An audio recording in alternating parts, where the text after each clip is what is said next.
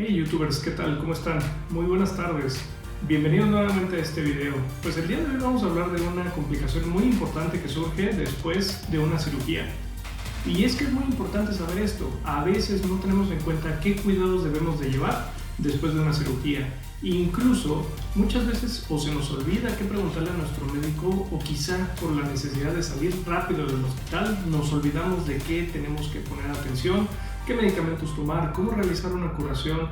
Todo esto lo vamos a ver en este video y también vamos a hablar un poquito más de por qué se pueden originar algunas de las complicaciones más importantes después de una intervención quirúrgica. Quédate conmigo. Una de las complicaciones más frecuentes que tiene una cirugía generalmente suele ser la infección. Muy comúnmente, la infección puede llevarse a cabo por malos cuidados de la herida. A veces como paciente nosotros obviamos algunas cosas y no le preguntamos al doctor, o también puede ser que el mismo doctor se le haya pasado decir todas las indicaciones que debemos de llevar a cabo. Es por eso que parte de este video va a estar encaminado a cómo realizar una curación en la mayoría de las ocasiones. Evidentemente, cada curación tiene que ir individualizada en relación al procedimiento que se te realizó y a las indicaciones que te da tu cirujano. Pero es muy importante que sepas los principios básicos que vamos a ver al final de este video. Para poder prevenir una infección es muy importante entender por qué se origina y qué nos lleva a eso. Tiene más de 50 años que dos científicos de apellido Liebel y Clark desarrollaron un concepto denominado tríada ecológica. Esta solamente describe la interacción que tiene una enfermedad con respecto a todas sus fases y la interacción que tiene con respecto al ser humano. Este concepto determina que para que una infección se lleve a cabo debe de tener tres elementos principalmente: que haya un microorganismo, que el huésped sea susceptible y que el ambiente o los tejidos donde se va a depositar la bacteria también tengan un daño o que tengan una debilidad, por lo cual la bacteria pueda crecer y se pueda desarrollar la infección. Vamos a empezar hablando cada uno de ellos para poder ver cómo podemos prevenir una infección después de una cirugía y qué cuidados debemos de tener. En relación al microorganismo, sabemos que si no hay bacteria, no se puede desarrollar una infección. Sin embargo, el hecho de que tengamos bacterias no implica que vas a tener una infección presente. Esto es algo muy importante de entender porque hay bacterias tanto buenas como malas que en tu organismo están conviviendo constantemente en un equilibrio perfecto. Y uno de los ejemplos más comunes que tenemos es la piel. La piel alberga varias bacterias del grupo Staphylococcus y Streptococcus que comúnmente se encuentran ahí sin causar ningún tipo de problema. En otros lados también encontramos bacterias como en vías respiratorias, vías gastrointestinales, zonas genitales donde también podemos encontrar hongos o bacilos. Y prácticamente cada uno de los tejidos que conforman nuestro organismo puede tener algún tipo de bacterias que puedan ser benéficas para su regulación. Estas bacterias se denominan microbiota normal. Tienen una función muy específica de conservar la salud del organismo y también mantener una regulación sobre algunos procesos e incluso metabólicos.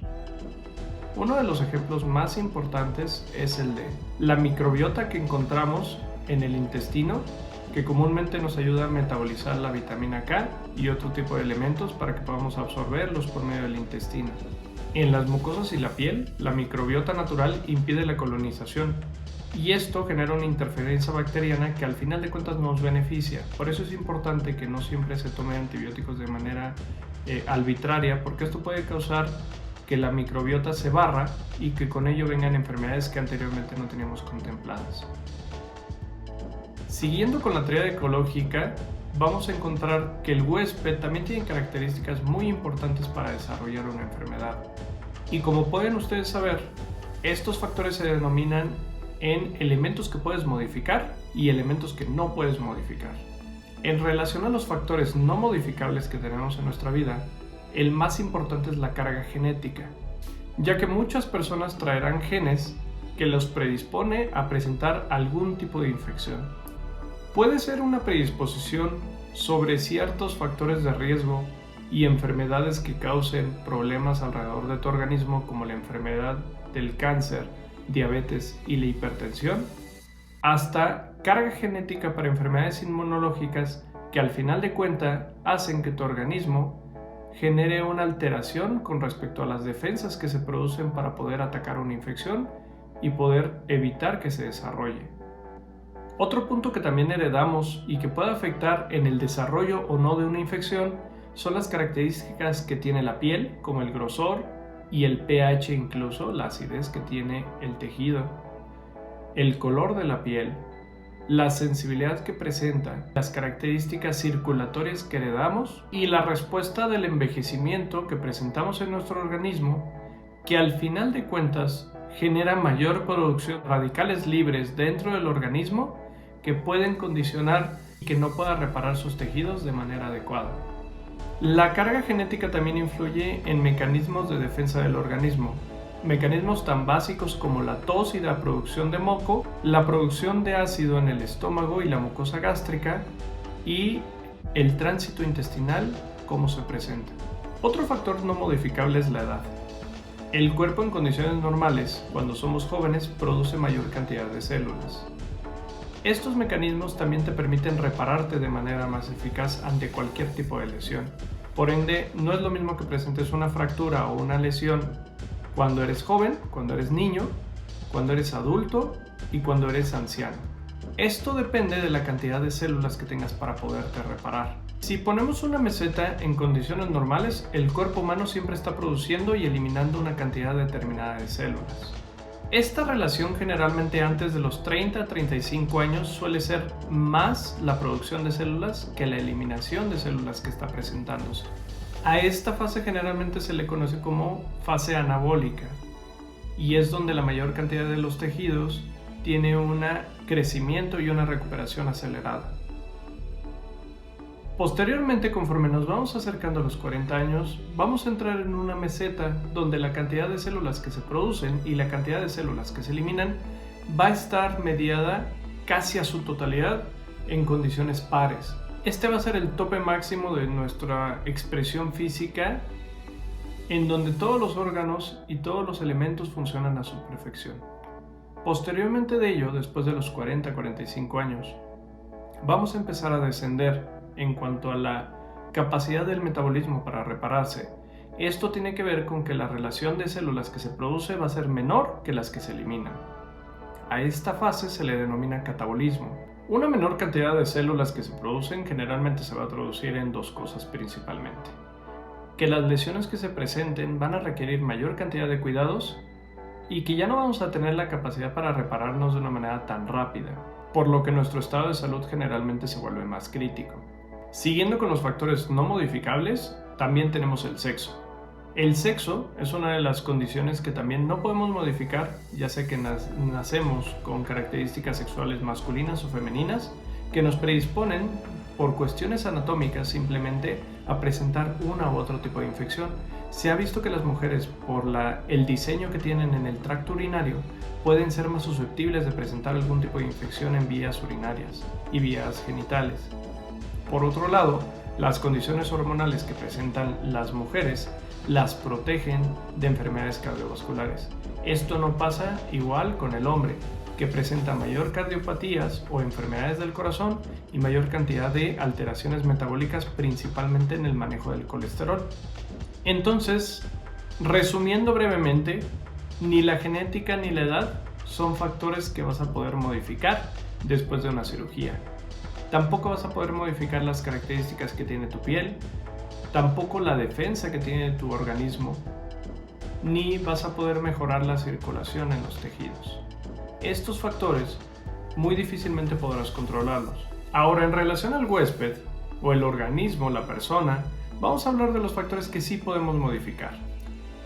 El punto número 1 es el peso.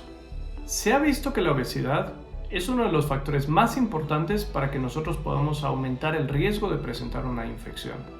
También se ha determinado que la obesidad por sí sola es una enfermedad y genera en el organismo una inflamación constante que genera en las células mayor cantidad de estrés y mayor cantidad de radicales libres, por lo cual sus mecanismos de reparación no suelen ser tan eficaces y por ende van a poder responder menor a las agresiones como una cirugía o una lesión.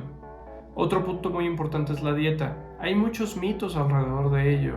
Muchos médicos anteriormente mencionaban que no podías comer carne de puerco, comidas en exceso de grasas, Y esto tiene algo de veracidad. Sin embargo, quiero que entiendas que si un día en una semana se te antoja comer barbacoa o algunos tacos de pastor, no hay ningún problema. La realidad es que más que el alimento, importa que esté bien procesado, que no tengas el riesgo de que ese alimento te pueda generar una infección en el estómago que condicione una complicación y que las bacterias de esa infección viajen por medio de la sangre. Eso es lo más importante durante los alimentos que tenemos que cuidar en nuestra recuperación. Entonces podemos entender que como evento aislado, alguno que otro alimento no está mal y que la alimentación por sí sola no va a ser un factor tan determinante para que se pueda llevar a cabo una buena o una mala recuperación durante la cirugía. Esto no aplica a las personas que quizá ya tenían una alteración en su azúcar antes de la cirugía, quizá ya tenían el colesterol elevado o algún otro tipo de alteración metabólica en el cual ya tenían que cuidar su alimentación. Entonces sí es muy importante que ahí se siga con las medidas más estrictas, porque aunque en personas sanas el comer 1 o 2 veces a la semana en la calle hamburguesas, pastor, pizza y algún otro tipo de alimentos que nos gustan no genera ningún tipo de problema, en las personas que tienen alteraciones de colesterol, azúcar, algunas alteraciones de la presión arterial, el que tú salgas de esa dieta que también habías estado controlado sí puede causar problemas. Se ha visto que las cirugías por sí solas pueden condicionar un aumento metabólico de algunos elementos. En condiciones normales, el cuerpo cuando sufre una cirugía va a aumentar su azúcar y los niveles de presión arterial. Por eso es importante que tengas un buen control de todo eso, porque si no, sí puede condicionar un mayor riesgo de una infección, principalmente un azúcar elevada, que ese es otro de los factores que se ha asociado a un riesgo de infección después de una cirugía.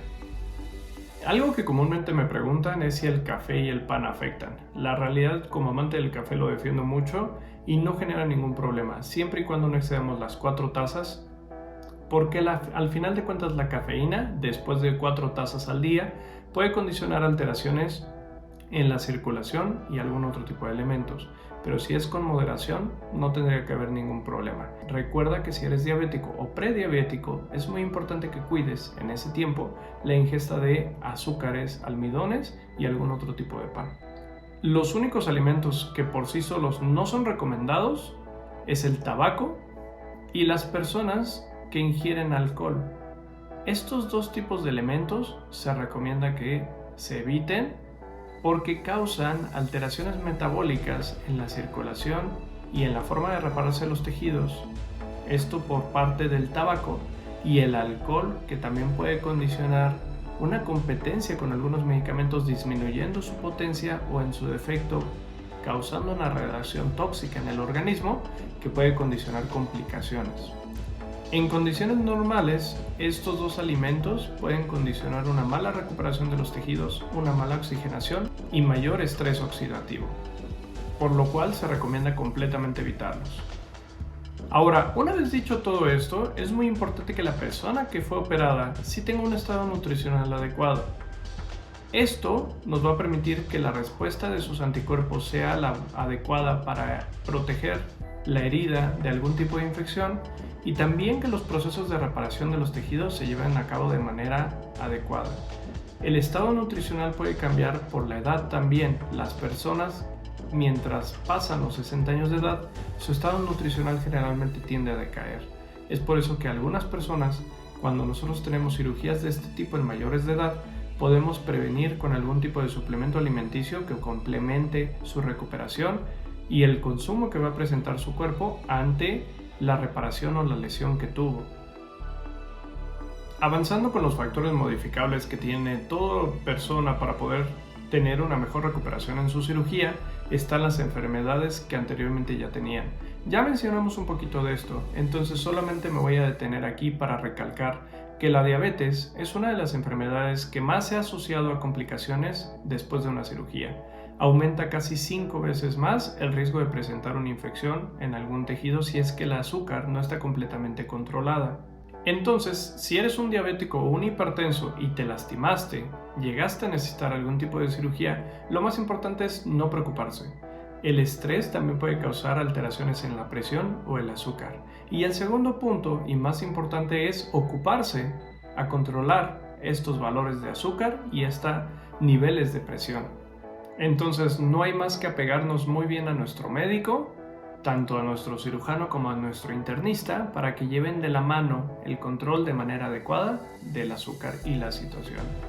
En condiciones normales en una cirugía, el aumento de glucosa es aproximadamente entre un 20 a un 40%, y esto tiene que ver con el estrés que tiene el cuerpo ante la herida que nosotros estamos haciendo durante la cirugía y el material que colocamos.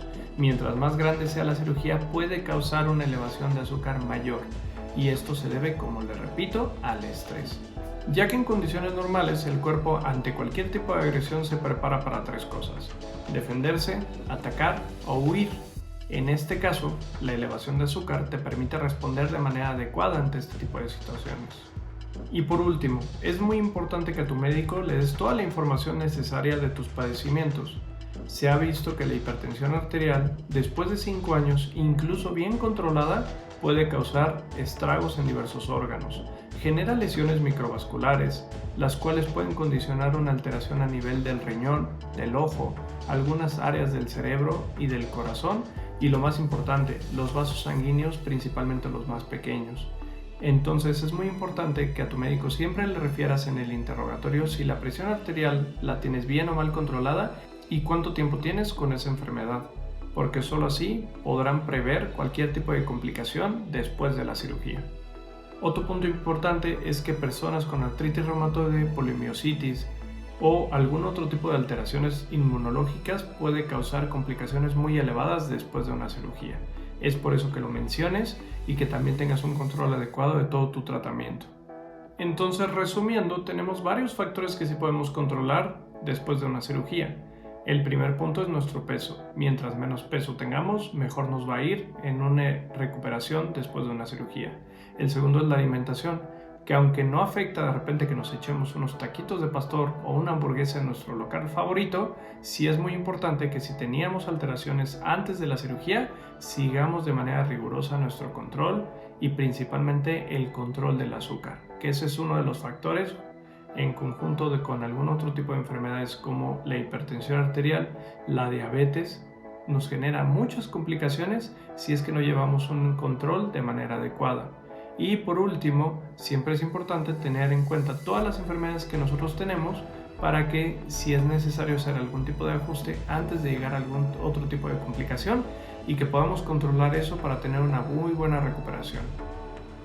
Uno de los puntos más importantes es que la mayoría de las personas no sabe cómo hacer una curación de manera adecuada, ni tampoco todo lo que involucra los cuidados posteriores a una cirugía. En relación al ambiente y los tejidos, quiero mencionarles dos cosas principalmente. La primera cosa depende más del cirujano. Esto tiene que ver con la técnica que se realizó y también las herramientas que usó durante ese proceso. La segunda tiene que ser un trabajo en equipo, y esto tiene que ver con los tejidos y los cuidados que tenga la herida.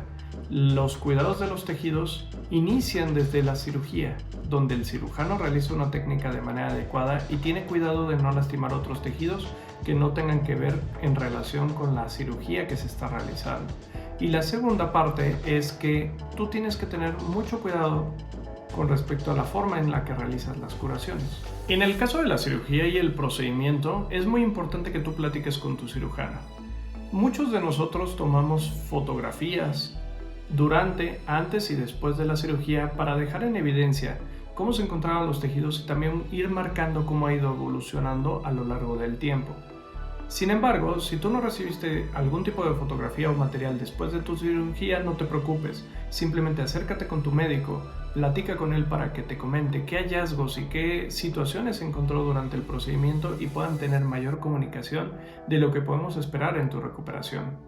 Al final de cuentas es tu salud, y recuerda que no tenemos refacciones en ningún tipo de elemento, así que mientras más sepas y más te involucres, mejor puedas prevenir cualquier tipo de complicación o situación que venga. Entonces surgen varias preguntas que me gustaría que tú antes de una cirugía y después de ella le hicieras a tu cirujano.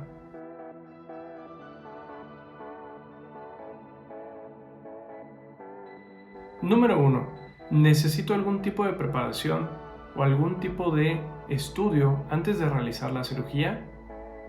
Esto es muy importante porque a veces estudios como la tomografía gammagrafía o alguna resonancia magnética nos pueden ayudar como cirujanos para poder estudiar mejor una fractura en el caso de la ortopedia y poder llevar a cabo una cirugía más precisa. Incluso también hay cirugías de abdomen o de región torácica que requieren algún grado de preparación con algunos medicamentos o elementos. Por eso es importante que lo platiques, que te vayas informando sobre los cuidados que debes de llevar antes de someterte a ese procedimiento. El segundo punto es cuánto dura el procedimiento. Esto no solamente te permitirá a ti estar un poco más tranquilo en relación a cuánto puede durar una cirugía, sino que también permitirá que tus familiares no se encuentren preocupados de manera innecesaria. Como cirujanos, generalmente nosotros vamos marcando la comunicación durante este procedimiento y avisamos a los familiares antes de que inicie la cirugía, durante la cirugía cuando ya se está colocando la anestesia y después de que se termine el procedimiento. Con esto y con toda una comunicación estrecha, garantizamos que las personas que estén afuera no se estén preocupando y que tú también estés tranquilo de que todos están informados de tu estado de salud. La número 3 es más aplicada a cirugía en trauma. Y me gustaría que antes de una cirugía siempre le preguntaras a tu cirujano si es que van a cortar la circulación del sitio donde van a trabajar y si es así, qué material van a utilizar. Generalmente nosotros utilizamos torniquetes que pueden ayudar a disminuir el flujo sanguíneo o cortarlo completamente, lo que nos permite trabajar esa zona sin generar un mayor daño. El que no haya sangre en los tejidos de manera temporal nos permite a nosotros trabajar más limpio, tener cuidado con mayor cantidad de estructuras porque tenemos mayor visibilidad del campo quirúrgico y también nos permite a nosotros controlar el tiempo. Pocas cirugías se pueden llevar a cabo sin cortar la circulación, por eso es importante que tú sepas si se va a realizar este tipo de situación o no, porque a veces incluso puede generar un dolor después de la cirugía que no tiene ninguna relación con el procedimiento. Punto número 4. ¿Se va a utilizar algún tipo de material biológico o material sintético durante mi cirugía? Y si es así, ¿ese material se va a quedar de manera definitiva o se puede retirar posteriormente o se debe de retirar posteriormente? Entonces, como ortopedistas, nosotros en la mayoría de las cirugías colocamos algunas placas, tornillos o elementos que suelen ser aleaciones de acero quirúrgico inoxidable, titanio, cobalto o molibdeno. Este tipo de aleaciones nos permite al cuerpo que tenga la menor cantidad de rechazo, pero sí es importante que entiendas que todo material extraño a tu cuerpo puede ser necesario que se quite después. Y es muy importante que tú estés consciente de que si el ligamento que repararon va a ser sustituido por un injerto o tendón de tu propio cuerpo, un injerto o tendón de un cadáver o en su defecto un injerto sintético. Solamente sabiendo toda esta información puedes prever todas las complicaciones que va a haber después de una cirugía. Ojo con la número 5. Esta suele menospreciarse muchísimo porque muchos de los médicos o no reconocemos que pueda haber complicaciones o quizá no queremos que te deje algún tipo de preocupación. Pero siempre es importante hablar con la verdad para poder prever y entender de que no somos dioses, que somos seres humanos y como seres humanos tenemos un límite y capacidad de hasta dónde podemos llegar con la recuperación y el éxito de un procedimiento quirúrgico. Me gustaría que tú le preguntaras a tu cirujano si es que tu cirugía va a requerir algún tipo de transfusión sanguínea o que pueda haber el riesgo de que la pérdida sanguínea conlleve a que utilicen paquetes eritrocitarios o algún otro tipo de elementos como plaquetas.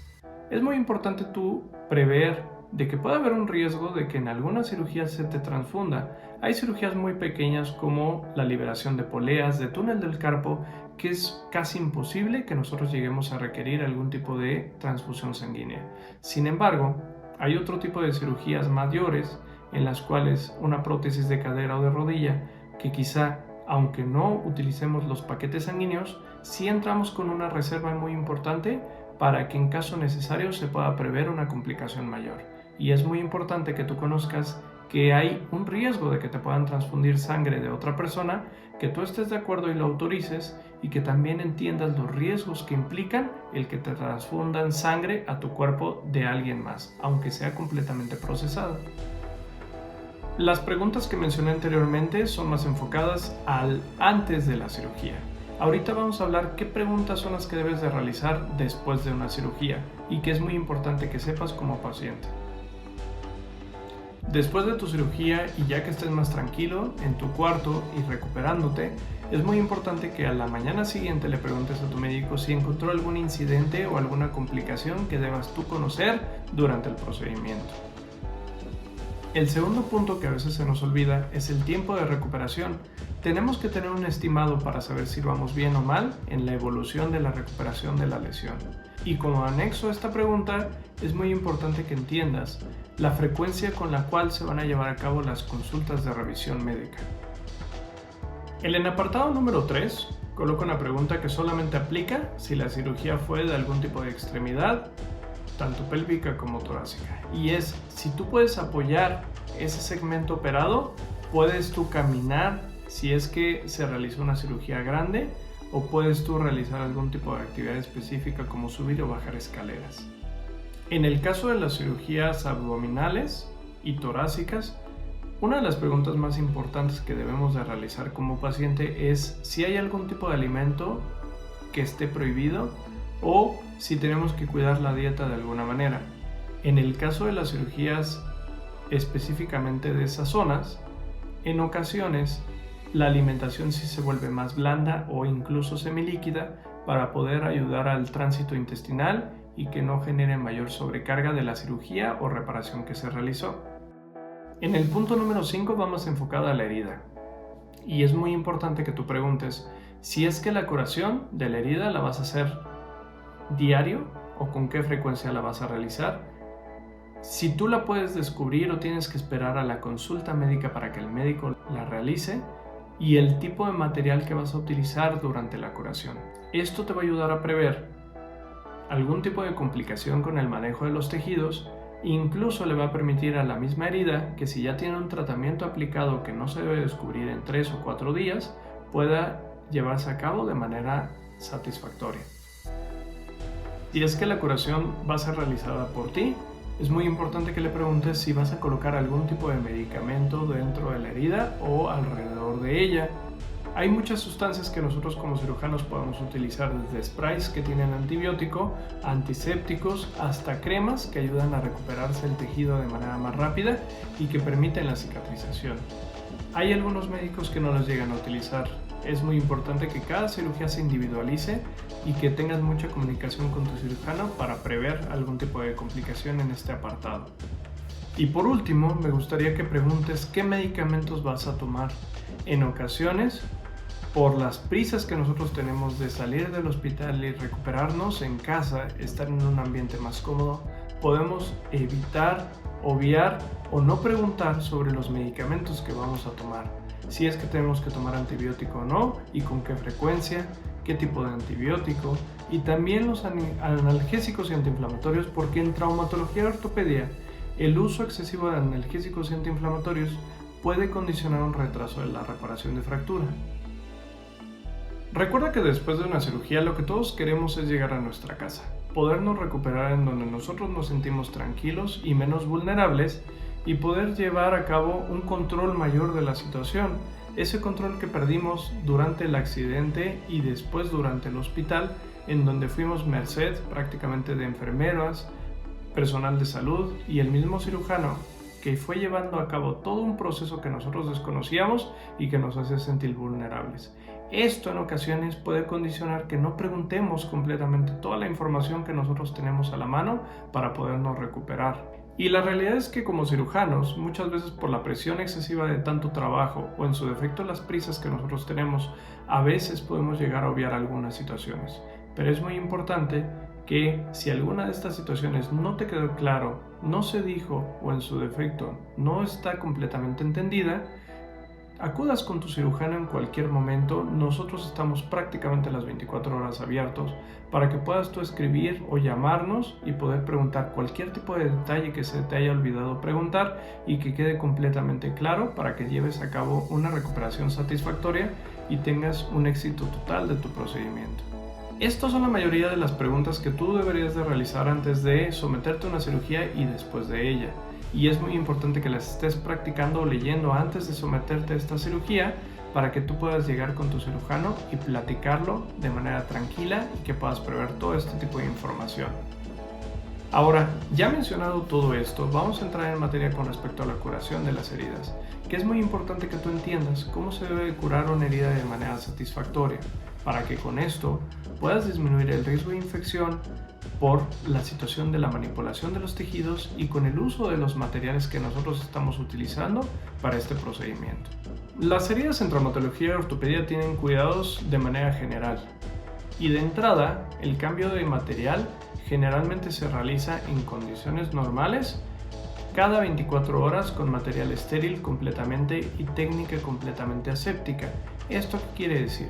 Que el uso de guantes estériles, el uso de gasas estériles debe de ser algo importante y obligatorio, y que cada que se realice el cambio, que de preferente es 24 horas, se realice con todos los cuidados, de preferencia con otra persona que esté auxiliando a la lastimada, para que pueda llevarse a cabo el manejo de tejidos de manera adecuada.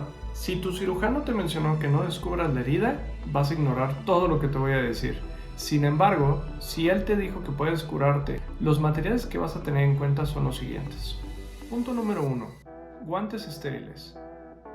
Es muy importante que tú verifiques que el empaque esté completamente cerrado y de preferencia que se utilice un par de guantes estériles por cada curación. Otro punto muy importante es que tienes que tener gasas estériles a la mano, ya sea paquetes o esterilizadas por medio de calor en dispositivos especiales. Y por último, vendas elásticas de algodón. Hay otro tipo de productos y vendas elásticas, sin embargo las de algodón son las que suelen ser más comunes y que suelen ser más cómodas para el paciente. Dejo nada más como elementos opcionales las sustancias que podemos aplicar en esta zona, porque en el caso específico de esta curación no lo vamos a realizar. Sin embargo, si tu médico te dijo que puedes utilizar algún tipo de antiséptico, ya sea que lo apliques durante la curación, y la técnica la tienes que platicar directamente con él. Y es muy importante que sepas que hay otro tipo de dispositivos que pueden utilizarse en las curaciones como apósitos especiales, los cuales pueden estar cubiertos con plata, antibiótico o algunas características específicas para poder absorber mejor el exudado de la herida, y con eso poder llevar a cabo una mejor recuperación sin tanta manipulación de la herida. El paso número 1 es realizar un adecuado lavado de manos e higiene de todos los instrumentos que nosotros vamos a realizar y el campo donde se va a realizar. Es muy importante que si tú no tienes a alguien que te ayude, puedes también en lavarte las manos con agua y jabón, de preferencia con una técnica adecuada. La OMS deja una técnica de lavado de manos muy específica que nos ayuda a garantizar que la eliminación de las bacterias y los elementos que puedan condicionar una infección sea la adecuada. Este link te lo voy a dejar abajo para que tú, en caso necesario, puedas acudir a él y veas cómo se puede lavar las manos de manera adecuada según la OMS. Una vez que nosotros tengamos nuestras manos completamente limpias y nuestro material completamente apartado, vamos a pasar al número 2. En este caso nosotros vamos a quitar completamente el material que anteriormente había sido colocado. Primero vamos a quitar el vendaje, y una vez de que lleguemos a la parte de las gasas que están cubriendo la herida, nosotros nos vamos a dedicar a abrir todos los elementos que tenemos a la mano. Vamos a abrir los guantes con una técnica muy específica. Es muy importante que tú abras un guante estéril de la parte donde va el ingreso de la mano. Si nosotros abrimos el guante por donde se encuentran los dedos, podemos correr el riesgo de que al momento de sacarlo toquemos la parte que está completamente estéril y ya se encuentre no tan limpio cuando realicemos la curación. Otro punto muy importante es que dejemos las gasas abiertas con una facilidad para poderlas tomar, pero que no tengan contacto con algún tipo de estructura para que no pierda su esterilicidad. Y tener toda la mano, las vendas que vamos a utilizar nuevas, completamente abiertas, para que no perdamos tiempo una vez de que ya tengamos los guantes colocados. Una vez de que tenemos todo esto, nos vamos a colocar los guantes estériles y vamos a pasar al paso número 3. En este paso vamos a quitar la gasa que estaba cubriendo la herida anteriormente y vamos a proceder a verificar de manera visual si hay algún tipo de exudado o sangrado que puede estar saliendo de la herida. En condiciones normales, los primeros días puede haber una pequeña cantidad de manchado en las gasas y puede ser normal. Lo ideal es de que cada día vaya disminuyendo la cantidad hasta que sea completamente nulo o mínimo. Y es muy importante que una vez de que ya quitemos todo eso, tomemos una gasa completamente estéril y generemos una presión de manera uniforme sobre la herida, como lo están viendo en el video. Eso nos va a ayudar a drenar todo el líquido que se encuentra dentro de la herida, ya sea sangre o exudado. La inspección visual de la herida debe de contener la evaluación principalmente de los bordes de la herida que presenten un adecuado cierre y contacto. La segunda es que no se presente áreas negruzcas o muy rojizas alrededor de la herida, porque eso nos puede indicar que presenta algún tipo de irritación o mala circulación en esa zona, y la presencia de algún tipo de líquido, ya sea pus, sangre o algún otro tipo de líquido transparente que puede ser derivado de la inflamación de la herida y la reparación de los tejidos.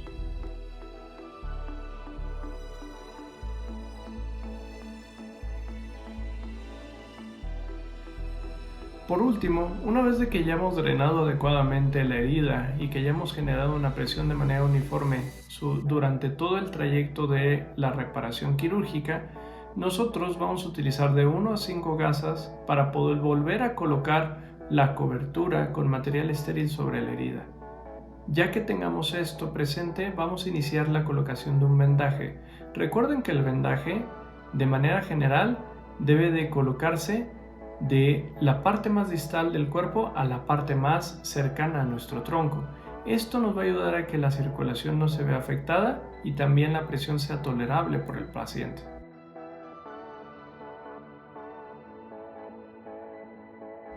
Y por último, como medida general, siempre es importante que la curación se lleve a cabo en un lugar que esté completamente limpio, que no haya algún otro tipo de contaminante como pelo de animal o polvo que pudiera volar hacia la herida, y que la mantengamos completamente cubierta y de preferencia sin asolearse para que tenga una reparación más satisfactoria. Definitivamente la infección después de una cirugía es una de las complicaciones más frecuentes que nosotros llegamos a encontrar como cirujanos, incluso a pesar del uso de antibióticos y de todos los cuidados que nosotros tenemos, porque como tú pudiste ver en este video, el hecho de que presentes una infección tiene que ver no solamente con la bacteria, sino con algunas otras características propias tuyas y también algunos factores que sucedieron durante la cirugía. Espero que te haya servido los cuidados que debes de llevar de la herida posterior a una cirugía y que también te haya servido conocer todos los factores que puedes controlar para que tu recuperación sea más adecuada. Por favor, si te gustó este video, recomiéndalo a las personas que más lo necesiten y recuerda darle like y suscribirte para que me permitas llegar a más personas. Que tengas una adecuada recuperación postquirúrgica y recuerda que nada te detenga.